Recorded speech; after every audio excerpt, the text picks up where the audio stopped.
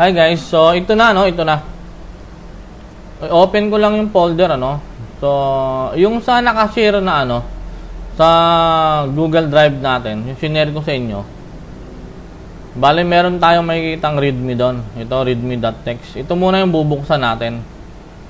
Ito. So, yung ginawa kong program o system, meron tatlong account doon. SDO account, regional account, tapos school account. Tapos ito yung mga password nila. Sa SDO, I am ITO, I am R3ITO, sa regional, sa school naman, school.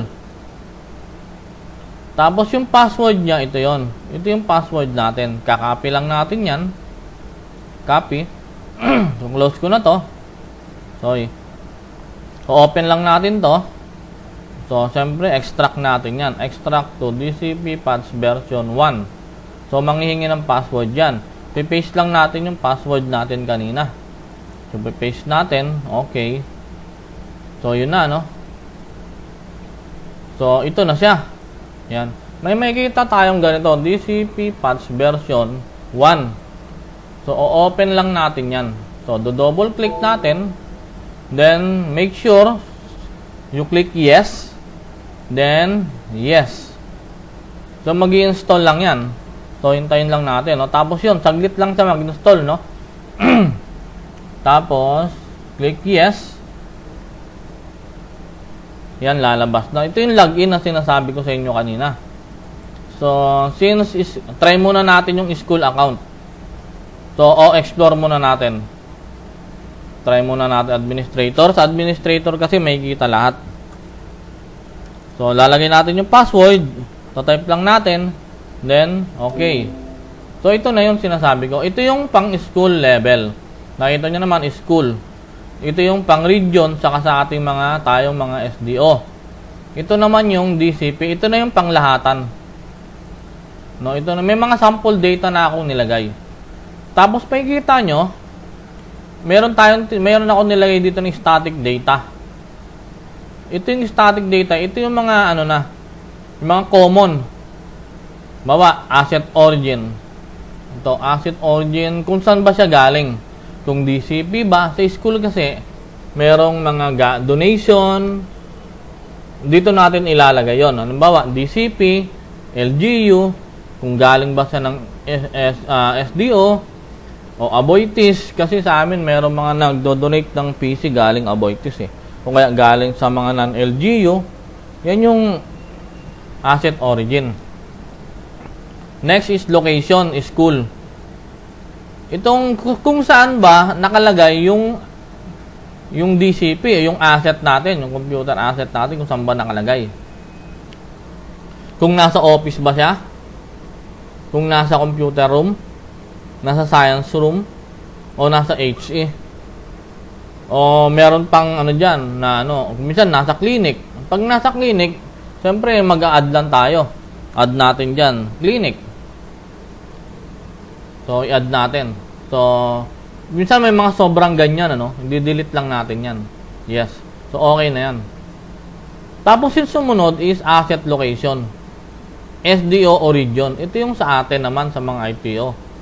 Minsan, yung PC, nakalagay sa office ni SDS, o kaya sa office ni ASDS. Kung minsan naman, mag-a-add tayo nasa CID o nasa HR, admin, so ilalagay lang CID. O, add lang natin yan. Tapos kung minsan nasa SGOD, di ba? O SGOD, add lang natin yan. Pag may sumusobra, delete lang natin. Yan. Ito naman yung tapos yan yung sa atin, Tapos ito, asset types. So, kung ano ba yung asset na yun, kung monitor ba siya, system unit, keyboard, mouse, thin client, network switch, printer, kung ano pa, pwede nyong idagdag dyan. Yan yung mga natin, data. Kung meron pa akong wala dito, pwede nyong i-add. Tapos dito, sa school list, ito yung buong school. Ito ay gagawin ng ITO. ITO ang gagawa nito. Ililist mo lang dyan kung saan yung mga school mo, idadagdag mo lang. CSB lang yan, naka-CSB lang. So, kung wala ka pa niyan, siyempre, gagawin mo to. Click mo lang to. So, dito, may nakikita tayo dito. Tatanungin ka niya, are you sure you want to import school list? So, magpiprepare ka lang ng CSV. Kailangan sa CSV mo, merong school ID, yung unang-una, school ID. Then, school name, school address. Kailangan ganyan ang format. Comma separated. Yan ang gagawin mo sa CSV. Usually, gagawin mo lang sa Excel yan. Tapos, isa-save mo as CSV. So, sinasabi dito, only comma is allowed. Do not include. Si Excel kasi nilalagyan niya ng ano? Nilalagyan niya ng quotation mark ba tawag dyan? Nilalagyan niya ng ganyan. Kailangan walang ganyan. Check nyo rin bago nyo yung ano. Then, click yes to proceed. Since meron na kasi akong nakalagay dito, so hindi ko na i-yes, inuno ko na. Pwede rin kung masipag ka mag-type, manual mo, type mo isa-isa. Pero sa mga big school, CSV ka na lang. Tapos next, itong R3 divisions. Ito yung mga division. Konti lang naman tayo eh. Dinagdag ko dito yung regional office. Kasi sa region, meron din silang DCP, di ba? O pwede na rin nilang gawing inventory na rin to na mga ano nila doon. So ito, region 3. Dinagdag ko, nilagay ko silang 21. So, balik tayo dito, no, sa school level. So, school level, ito nare-resize to. Pwede mong i-resize. Bahala ka na kung anong gusto mo. Then, ito lang, meron tayong add, meron tayong delete. So, halimbawa, dito, mag-a-add ako, no? Mag-a-add ako sa Amelia Heights. Sample lang to, ha.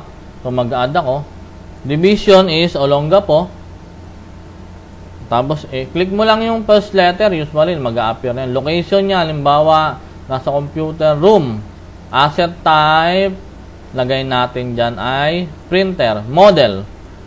So, bahala ka na kung anong klase yan. Brother yan, o ano yan, no? Brother. Origin, DCP. Batch, ito yung lumang batch. I think batch 7 natin nagbigay nito. Lagay mo na lang kung anong brother dyan. Model, kung anong model. O kaya SN, sa description, bahala na kayo kung anong gusto nyo ilagay. 0256, bahala na kayo, kunwari lang. So, siyempre, batch 7 pa yan, wala nang warranty yan. Expired warranty na yan. Status niya, working. Sa status natin, meron tayong tatlo. Not working, working but need repair. So, working lang tayo. Remarks natin dyan, kahit ano na yan. So far, okay pa. So far, gumagana pa. Yan, okay na yan. Tapos, ang gagawa lang natin dyan, pag ganyan, click lang natin dito, automatic magsisave yan. So, ito yung submit data. Bawa, natapos na, no? Natapos na ng school. So, isasubmit na sa atin. Isasubmit na sa atin yung file. So, madali lang yan. So, click nyo lang to. Yan. So, may ano dyan, basahin nyo na lang. Click ko lang yes. Pag-click mo lang yes, lalabas yan. Ito na yung sinasabi ko sa inyo kanina. Na CSV lang ang gamit nito. Nasa text file lang. So, yan, no. Tapos, close mo lang yan. Tapos yan, pag natapos yan, meron tayo dito, itong DCP Asset Tracking na to. Dito mo ilalagay lahat. Yung SDO saka school. So, click mo lang yan. So, meron nakalagay, ano, buburahin ko lang. Shift lang. Pag nagbura ka, click mo lang yung unang ano, data, then shift, hold shift, then click yung pinakababa. Then delete. 'Di ba kanina nagpasa nga siya yung CSV dito. Nag-submit tayo ng data. So ilalagay natin dito. So mag-add lang tayo ng record. Mag-add lang tayo. Yan. I-right click mo lang dito, no? Then add ka. Siguraduhin mo lang na na-click mo yung DCP Asset Tracking System. So yan na yon. So ang gagawin mo diyan, import data from school. 'Di ba kanina check natin dito. Nasa document 'yon. May format 'yon, yung division name plus school. Hanapin lang natin, ha. So Olongapo text. Hanapin lang natin. Ito. Olongapo City. Amelia Heights Elementary School, DCP Patch. DC Patch. Ito yon. Pag binuksan mo yan, yan yon.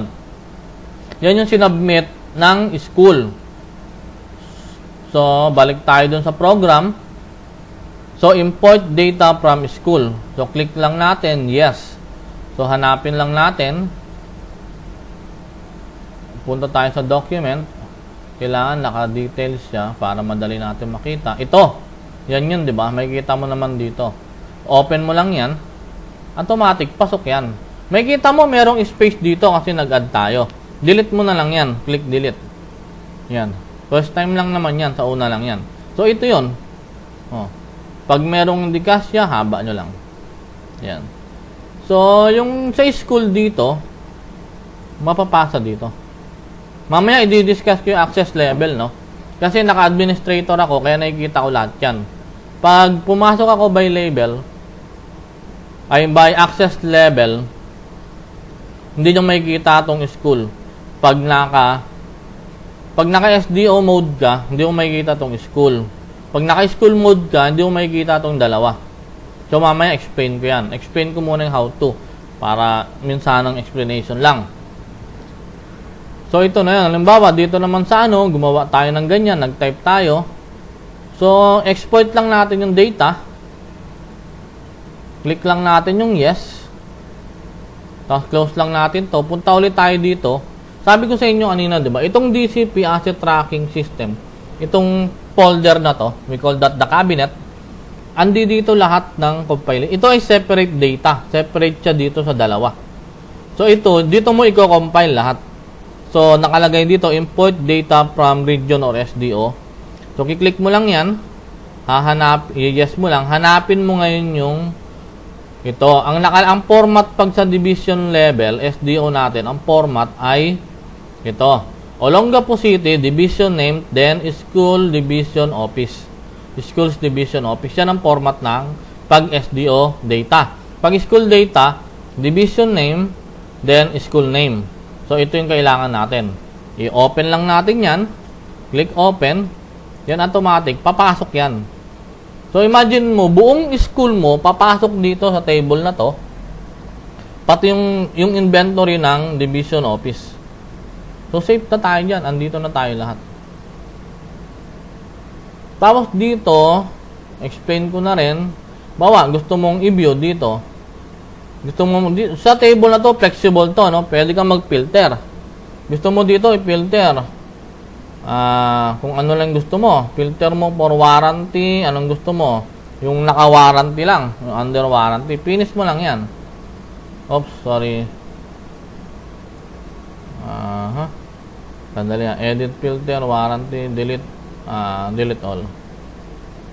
Under expired warranty, sorry So, try natin, add filter, under warranty, finish. Yan, naka-warranty lahat yan. Then, clear natin, delete all filter, i-clear natin, bawa gusto natin, expired warranty lang. Pwede yan, pwede. Gusto mo makita lahat lang ng item na expired ng warranty. Pwede yan. So, add ka lang, expired warranty, finish mo lang yan. Automatic lahat ng expired warranty papasok diyan. So ganun siya ka-flexible, no? So delete all. Halimbawa dito naman kung gusto mo yung galing lang ng DCP o ang gusto mo lang makita yung asset type niya is lang. LED TV lang. Check mo lahat ng LED TV. Finish mo lang 'yan. So lalabas dito ito. So minsan may mga konting bugs pa to, ayusin ko na lang. Pero at least gumagana na siya.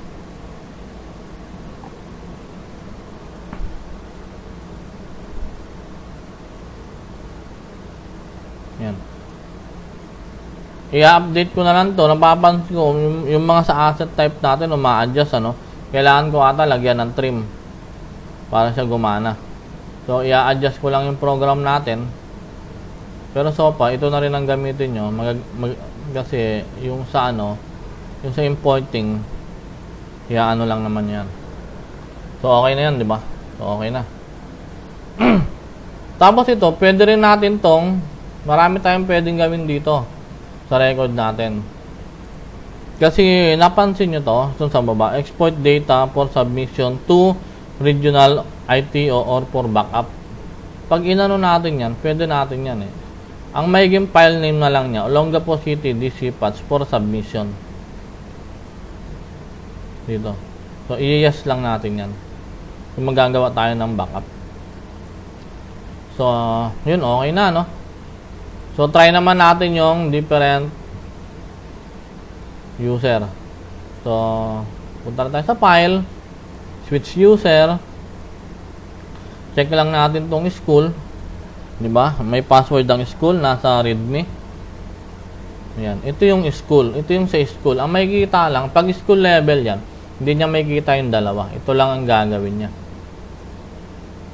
Wala na siyang ibang pwedeng gawin. O, yan lang ang pwede niyang gawin. So, switch tayo. Punta naman tayo sa ITO. Ang password nito nasa nasa readme. So ito naman yung sa ITO o sa division level. So mapansin mo, wala siyang school level. So region lang o region, dito natin ilalagay yung lahat ng inventory natin sa office. Tapos ito, lahat naman yan. So kung ang school lang submit ng data, dito mo lang kukunin, import data from school. So, ganun lang siya kasimple. Tapos itong dalawa, school list, wala to sa school level, sa division. Wala sa kanila yan, saka to. Wala yan sa school level. So, sa region naman, sa region parehas lang. Actually, yung mode ng region, saka SDO, parehas lang siya. Magkakaiba lang tayo dito sa location. Hindi ko alam, hindi ako familiar dito sa pagdating sa region. Pero pwede namang i-delete yan, pwedeng idagdag na lang nila. Depende sa kung ilang division meron sila. So far yan muna, no? At least magagamit lang natin. Yung reporting, susunod ko na yan, to payload na yon. So payload na siya after ng natin. Pag nakakolect na ako ng data. Bala ko lang i-launch to, papadala ko na sa mga school. Iti-train ko na yung mga ICT coordinator para meron na akong updated copy ng DCP para alam ko na kung sino ba yung hindi gumagana, kung hindi yung gumagana. So sana pwede rin sa atin to, no? Pwede rin sa inyo. Pa-approve natin kay Ma'am Lee para magamit din nila. Tapos kung may dadagdag kayo, sabihin nyo lang sa akin para itry natin idagdag. Pero yung reporting, marami yon. So, hindi ko muna gagawin yon. Kailangan ko muna ng sample data. Kasi ito, pwede naman natin to buksan. Kasi yung natin, ito, no? Pwede natin to buksan sa sa Excel. Palitan mo lang i-rename, mag-copy ka lang yan. Pag nag-copy ka na yan, palitan mo lang siya ng rename mo lang siya. Gawin mo tong CSV. Ma-open mo sa Excel yan. Tapos, open mo lang. Bubuksan ng Excel yan Yun, So, dito pa lang, marami na tayong pwedeng gawin. Napapansin nyo. Dito pa lang, ang dami na natin pwedeng gawin. Ito na yung working natin data. So, madali na, di ba? Madali na natin masusolusyonan. So, balik tayo dito. So, hope nagustuhan nyo, no? Para, sana makatulong. May problema pa konti kasi pag nag-import tayo, nilalagyan niya ng space. So, iti-trim ko na lang. Hindi ko kasi na-trim Iti-trim ko na lang yan para wala siyang space na ititira. So far, okay na, no? Okay naman siya. Kung may additional kayo, kita-kita tayo sa Facebook, chat natin to. Ayusin natin. So, hanggang dito muna. Exit na muna ako. Maraming salamat po, no?